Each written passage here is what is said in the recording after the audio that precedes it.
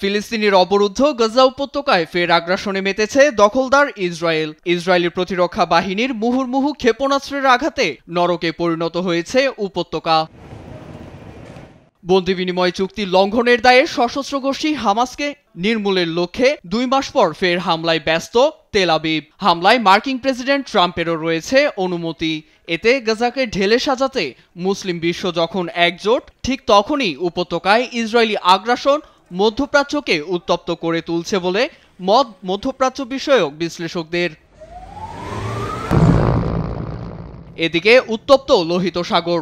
ইয়েমেনের হুতি বিদ্রোহীদের লক্ষ্য করে সানায় হামলা চালায় মার্কিন সামরিক বাহিনী।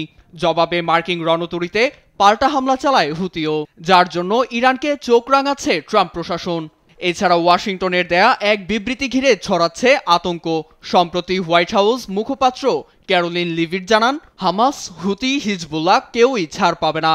বিশেষ করে লোহিত সাগরে বিদ্রোহী গোষ্ঠী হুতি ধ্বংস না হওয়া পর্যন্ত চলবে মার্কিন সামরিক হামলা। ফলে নতুন এক সংকটের সাক্ষী হচ্ছে বিশ্ব।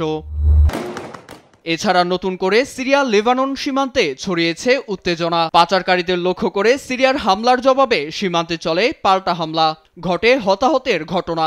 এতে সশস্ত্র সংগঠন হিজবুল্লাহকে দায়ী করছে সিরিয়ার অন্তর্বর্তী সরকার প্রধান আল সারা। আলয়েদ সম্প্রদায়কে শায়েস্তার পর রাষ্ট্র সংস্কারে আসাদ মিত্র হিজবুল্লাহকেই বড় বাধা হিসেবে দেখছে তার সরকার। তবে সোমবার ফের যুদ্ধবিরতিতে একমত হয় দুই পক্ষ। সব মিলিয়ে মধ্যপ্রাচ্য নতুন সংকটে জড়িয়ে পড়ছে বলে আশঙ্কা আন্তর্জাতিক বিশ্লেষকদের। নীরব দাস, নিউজ ডেস্ক, দেশ টিভি।